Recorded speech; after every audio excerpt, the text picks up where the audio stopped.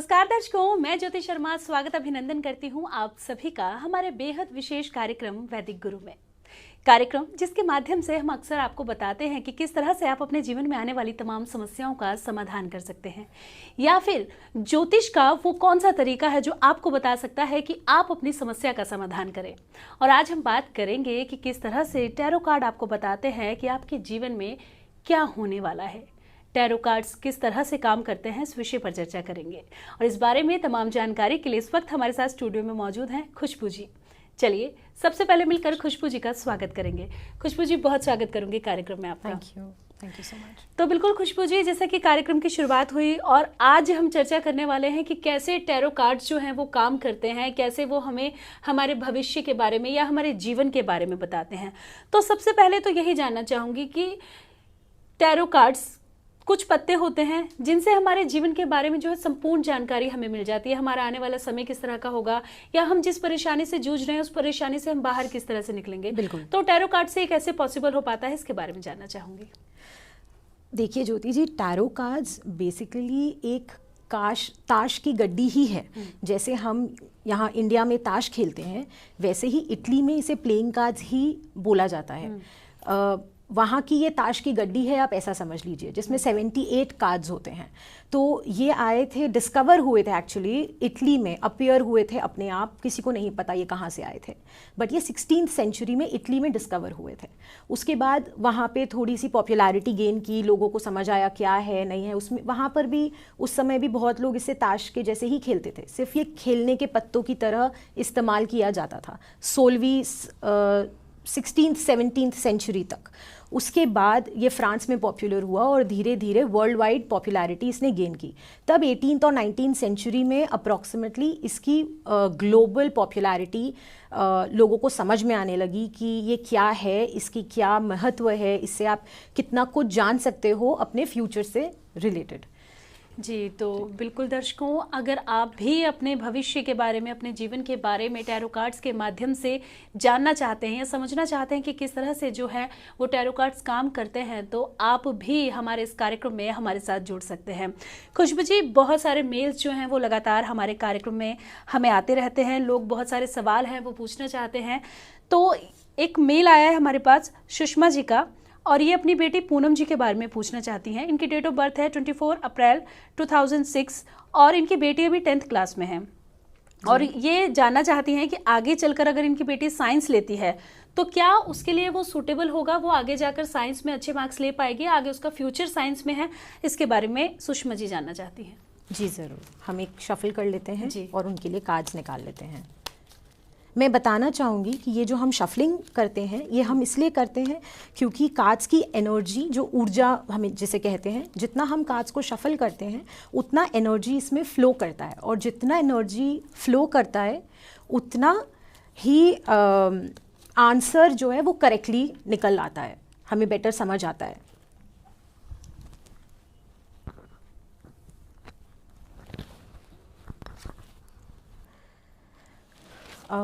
Cards के हिसाब से पूनम जी बिल्कुल साइंस चूज़ कर सकती हैं। In fact she is a very bright child, और अगर वो साइंस को लेकर ही आगे बढ़ेंगी तो उसमें उनका करियर काफ़ी अच्छा होना चाहिए, उन्हें स्कोप काफ़ी ज़्यादा मिलनी चाहिए कार्ड्स के हिसाब से। पर हाँ, ये करते समय उन्हें थोड़ी सी स्ट्रेस, थोड़ा टेंशन कम लेना चाहिए, बिकॉज़ बहुत बार होता है कि हम अपने आप को हाइपर वेंटिलेट कर लेते हैं और बहुत ज़्यादा स्ट्रेस ले लेते हैं, और फिर असर हमारी पढ़ाई पर भी पड़ता है, करियर पर भी पड़ता है और हेल्थ पर भी पड़ता है। तो मैं सिर्फ आपको ये सजेस्ट करूँगी पूनम जी कि आप साइंस बिल्कुल चूज़ करिए, लेकिन उसको लेके बहुत ज़्यादा don't stress your self a lot about it. I know it's a very difficult stream and all that, but don't stress your self a lot about it. बिल्कुल पूनम जी, साइंस स्ट्रीम लेना चाहती हैं आप तो बिल्कुल आप ले सकती हैं, लेकिन बहुत ज़्यादा स्ट्रेस आपको नहीं लेना है। आप पढ़ाई है, आप पढ़ाई को अच्छे से कीजिए, लेकिन टेंशन फ्री होकर अगर आप पढ़ाई करेंगे तो आपको सफलता ज़रूर मिलेगी। अगला मेल जो है वो हमारे पास आया है दीपक जी का। इनकी डेट ऑफ बर्थ है 17 जनवरी 1996 और इनका कहना है कि मेरी एक गर्लफ्रेंड है और मैं उनसे बहुत प्यार करता हूँ, क्या मेरी उनसे शादी हो पाएगी और नहीं।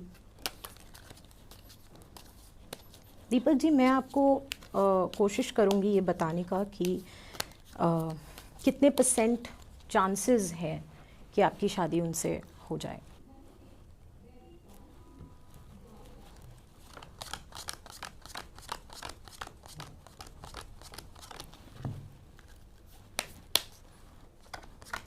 कार्ड्स के हिसाब से दीपक जी आपकी पूरी चांसेस है कि आप जिनसे आप चाहते हो कि आपकी शादी हो उनसे ही होगी मेरे हिसाब से और कार्ड्स के हिसाब से, but I wish you all the best. जी, तो अगला सवाल हमारे पास मनीष गांधी जी का है। इनकी डेट ऑफ बर्थ है 6 अगस्त 1975 और ये फिलहाल एक रेंट के हाउस में रहते हैं और ये अपने घर में अपना घर लेना चाहते हैं, उसमें मूव होना चाहते हैं। क्या ये पॉसिबल है इनके लिए और कब तक पॉसिबल है, इसके बारे में जानना चाहते हैं। जी, आपने डेट ऑफ बर्थ क्या बताया इनका? 6 अगस्त 1975। ओके, मनीष जी 22, 23, 24, 25।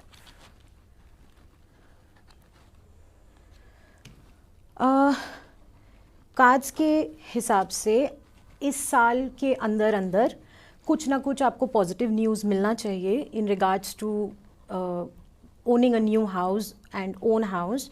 मेरे हिसाब से कुछ बात आगे बढ़नी चाहिए, कुछ उस एरिया में कुछ पॉजिटिव डेवलपमेंट होना चाहिए जिससे कि आप अपना घर बना पाओ। जी, तो मनीष जी आप अपना घर लेना चाहते हैं, तो आपको खुशबू जी ने बताया कि इस साल में आपको कोई ना कोई पॉजिटिव न्यूज़ ज़रूर मिल जाएगी और अपना घर लेने की अगर आप तैयारी कर रहे हैं तो तैयारी आप शुरू कर सकते हैं क्योंकि इस साल में आपको पॉजिटिव न्यूज़ मिल सकती है। अगला सवाल हमारे पास रितिका जोशी जी का है। इनकी डेट ऑफ बर्थ है 29 सितंबर 1979। इनका सवाल है कि मेरा एक खुद का बुटीक का बिजनेस है मेरी सिस्टर इन लॉ के साथ पार्टनरशिप में पिछले 6 सालों से और मैं अब अलग से उस बिजनेस को करना चाहती हूँ, तो क्या मुझे उस बिजनेस में सफलता मिल पाएगी या नहीं मिल पाएगी? ओके,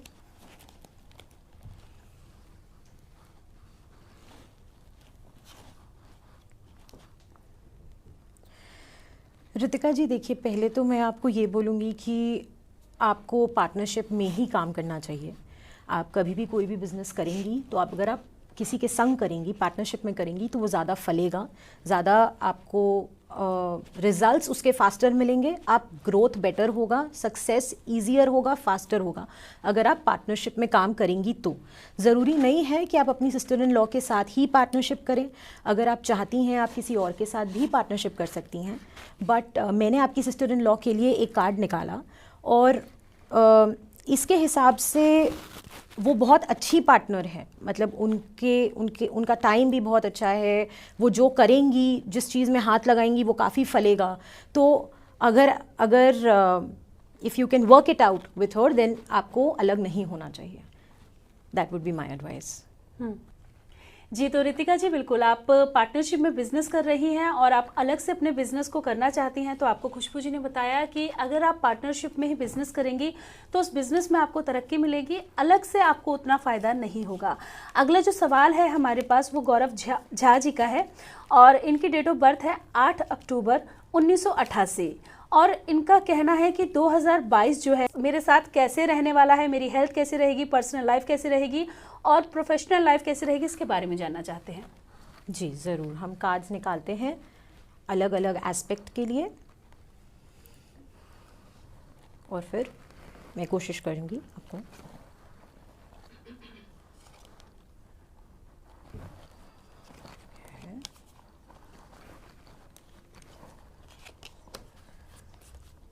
ओके, हम बात करें आपके हेल्थ की तो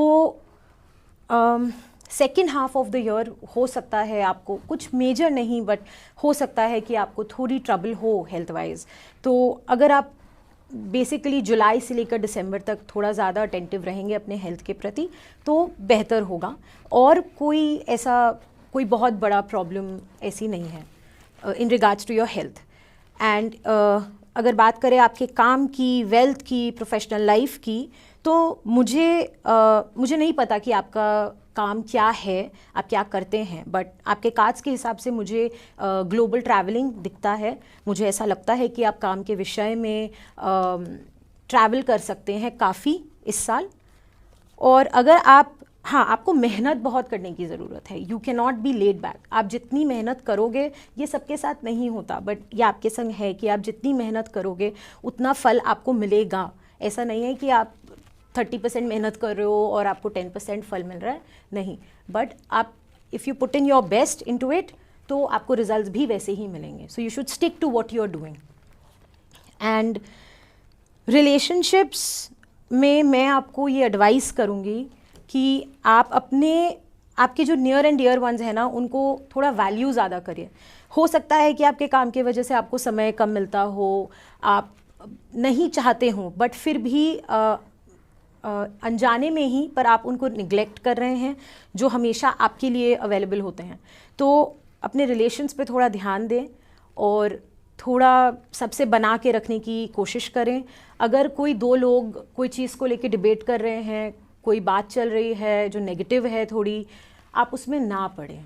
अगर वो आपसे रिलेटेड नहीं है तो आप उसमें ना पड़ें। जी, तो बिल्कुल गौरव जी, अपनी हेल्थ के बारे में, अपने करियर के बारे में, अपनी लाइफ के बारे में आप जानना चाहते हैं तो आपको खुशबू जी ने बताया कि हेल्थ को लेकर आपको थोड़ा सा सजग रहने की आवश्यकता है और बाकी जो ये साल है आपका अच्छा रहेगा, लेकिन मेहनत आपको बहुत ज़्यादा करनी पड़ेगी और जितनी आप मेहनत करेंगे आपको उसका उतना ही फल मिलेगा। चलिए, अगला जो मेल हमारे पास आया है, यह है विकास बंसल जी का। इनकी डेट ऑफ बर्थ है 21 जून 1987 और इनका कहना है कि मैं एक जॉइंट फैमिली में रहता हूँ और फिलहाल उस फैमिली में काफ़ी प्रॉब्लम्स चल रही हैं, लड़ाई झगड़े चल रहे हैं। आगे जाके ये प्रॉब्लम सॉल्व होगी या मुझे अलग ही रहना पड़ेगा या मुझे इनसे अलग होना पड़ेगा, इसके बारे में जानना चाहते हैं। और अगर मैं अलग होता हूँ तो मेरी लाइफ किस तरह की होगी, इसके बारे में भी जानना चाहते हैं। ज़रूर, मैं यहाँ एक बात ज़रूर बताना चाहूँगी। जब आप टैरो को कोई क्वेश्चन करते हो तो आप जितना स्पेसिफिक क्वेश्चन करोगे, अगर आप एक ही क्वेश्चन कर रहे हो तो वो एक रीडिंग में सही आता है। आप एक रीडिंग से, या मैं एक बार स्प्रेड करूँगी और उससे आप 3 क्वेश्चन का आंसर एक्सपेक्ट करोगे तो ऐसा नहीं होता। टैरो में आप जितना स्पेसिफिक क्वेश्चंस करेंगे, जितने छोटे और स्पेसिफिक, उतना स्पेसिफिक आपको आंसर मिल सकता है। बट कोई बात नहीं, अभी इस क्वेश्चन के लिए हम 2 स्प्रेड्स कर सकते हैं।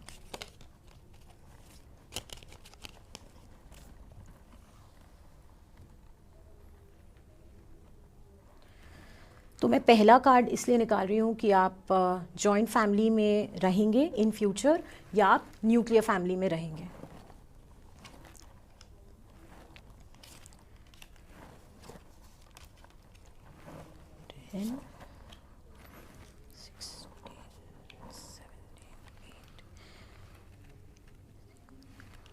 कार्ड्स के हिसाब से आप जॉइंट फैमिली में ही रहेंगे। जो डिस्प्यूट्स है वो सॉल्व हो जाएंगी।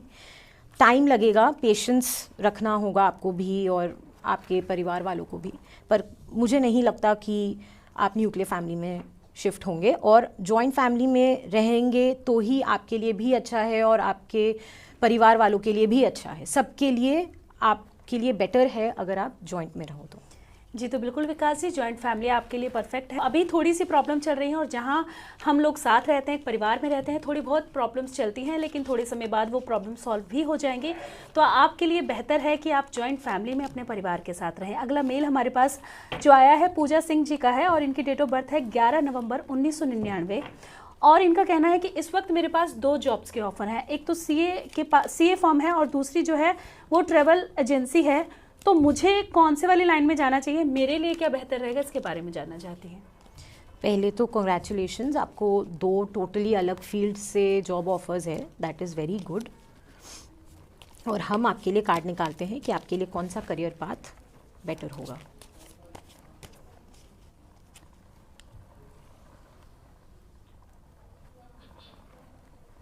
सीए फर्म या ट्रैवल एजेंसी।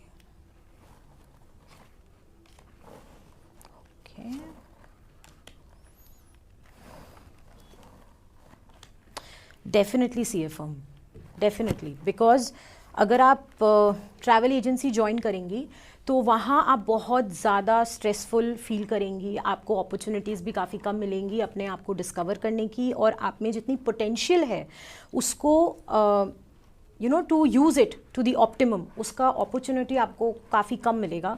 आपको किसी के हिसाब से ही चलना पड़ेगा। वेराज अगर आप सीए फर्म ज्वाइन करती हैं, वहाँ पे आप new avenues, new opportunities discover कर सकती हैं। आपके पास आएंगी भी अपॉर्चुनिटीज़ जहाँ आप अपना talent you can prove your self. Also अगर आप सीए फर्म ज्वाइन करेंगी, कुछ समय बाद अगर आप कंटिन्यूअसली मेहनत करते हो तो कुछ समय बाद ऐसा होगा कि लोग आपकी जो वर्ड्स है उसको वैल्यू करने लगेंगे, और कहीं ना कहीं वो पिक्चर फॉर्म होगी कि आप जो बोल रहे हो आप सही बोल रहे हो, लोग सुनना शुरू करेंगे। जी तो बिल्कुल पूजा जी, आपके पास 2 जॉब्स के ऑफर हैं और आपको खुशबू जी ने बताया कि सीए का जो ऑफर है आपके पास, सीए फॉर्म का जो ऑफर है आपके पास, वो आपके लिए बेहतर ऑप्शन है, क्योंकि आगे जाकर उसमें आपको और अपॉर्चुनिटीज़ मिलेंगी, आपको और फायदा होगा, आपका करियर आगे ग्रोथ करेगा। इसके साथ ही एक और मेल है हमारे पास पवन जी का। इनकी डेट ऑफ बर्थ है 13 मई 1965। इनका कहना है कि मैं एक लीगल मैटर में फंसा हुआ हूँ पिछले 8 सालों से, और मेरी इसमें बहुत सारी पैसे भी लग चुके हैं। क्या मैं ये केस जीत पाऊंगा और कब तक ये सॉल्व हो जाएगा, इसके बारे में जानना चाहते हैं। ज़रूर पवन जी, आई होप कि आपको कुछ गाइडेंस मिल सके कार्ड्स से।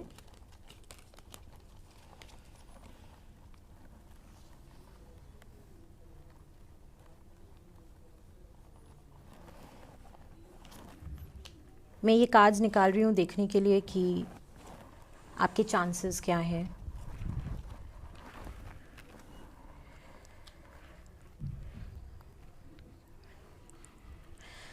कार्ड्स के हिसाब से पवन जी, जब भी ये रिज़ल्ट आएगा केस का, वो आपके फेवर में ही आना चाहिए।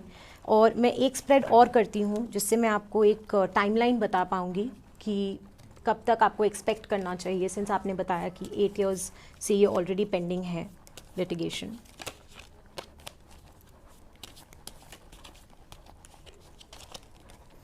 Okay, so June to December,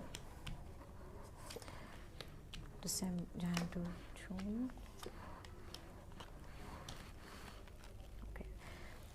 next year का जो फर्स्ट हाफ है 2023 जैन से लेकर जून के बीच में मुझे लगता है कि ये सॉल्व हो जाना चाहिए और आपको और ज़्यादा परेशानी नहीं होनी चाहिए इस केस से रिलेटेड। जी तो बिल्कुल पवन जी, आप पिछले 8 सालों से एक लीगल इशू में फंसे हुए हैं, उसे जीतना चाहते हैं और कब तक सॉल्व हो जाएगा। तो 2023 में जून से लेकर दिसंबर तक आपको इसमें कामयाबी मिल सकती है, इस केस से आप बाहर निकल सकते हैं। अगला मेल हमारे पास रोहित जैन जी का है। इनकी डेट ऑफ बर्थ है 5 फरवरी 1990। इनकी एज 32 वर्ष की है और ये जानना चाहते हैं कि अभी तक शादी नहीं हो पाई है, कब तक मेरी शादी होगी। ज़रूर रोहित जी।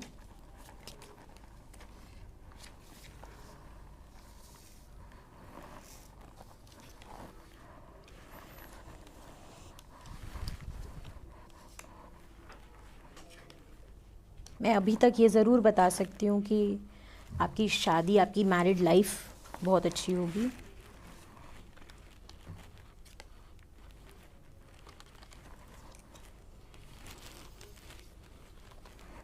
ओके,